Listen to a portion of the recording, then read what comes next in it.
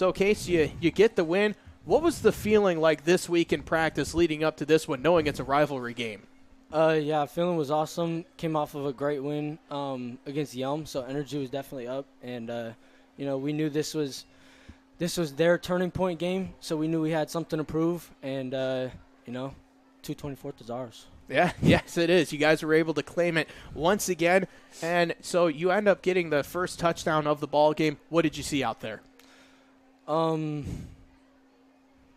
you even remember the first touchdown of the ball game? It was the 9-yard touchdown pass over to the far corner of the end zone. You were pretty wide open. AJ delivered a nice strike, though. Yeah.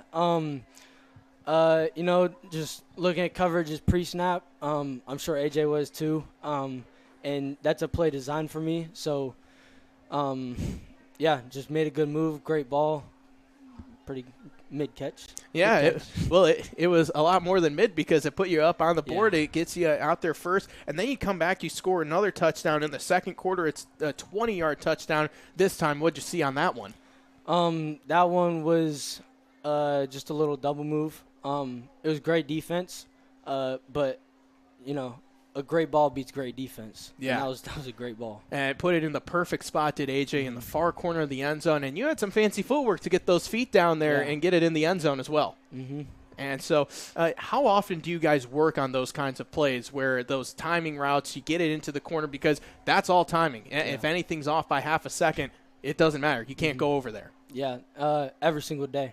We get routes in every day before practice. Rep that obviously in practice, and that's where we get our chemistry.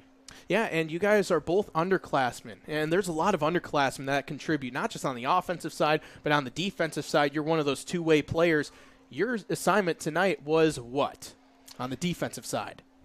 Well, second half was don't let Zadrius Rainey Solid catch the ball. Yeah? Yeah. And you guys did a pretty good job of that. You had a big play over here where he was bobbling it, almost came up with the grab, and you got in there and knocked that one away. Felt like that could have been a turning point in the ball game as well. Yeah, for sure.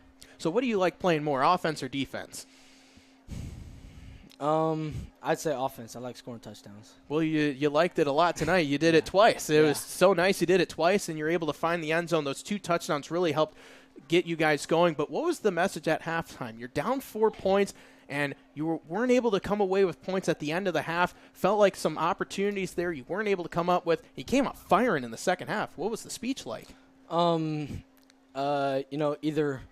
take your pads off, turn them in and give up, or just buckle up and get ready for a dogfight, and definitely get energy up too. That's why we came out firing in the second half. Energy was way up. Who are some of the vocal leaders within the team? Obviously the coaches, they're going to have what they need to say, but out on the field, when there's the 11 players out there, who's out there making the noise?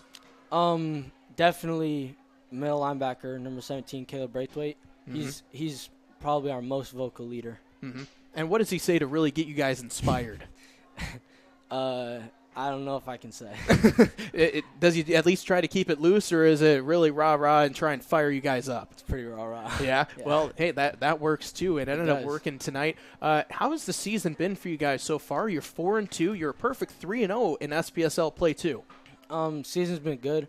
Obviously, first two losses were pretty tough, but I'm honestly glad we had the losses so that we get a taste of what an L feels like, and then it just gives us more and more motivation. And how do you use that motivation? Is that something that you guys and the coaches try and preach to, hey, remember what this feels like? Or do you try and put it in the past and focus on the next team ahead of you? I'd say a little bit of both. We mention our two losses here and there, mention that we're not 6-0, and that we still have something to prove to the entire state of Washington. What do you want to prove? That we're the best team in the state.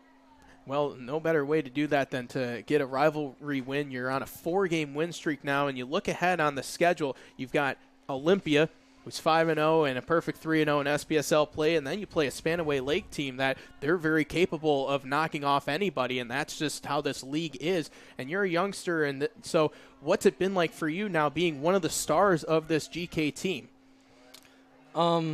It's definitely been a blessing, and just trying to be the best leader I can, make make game-changing plays for sure, and just keeping everybody's energy up. Yeah, so how do you guys celebrate a win like this? Is it, do you let that excitement stay around for the weekend, or by Monday practice, it's like new week? How does that work? 24-hour rule. So we get 24 hours.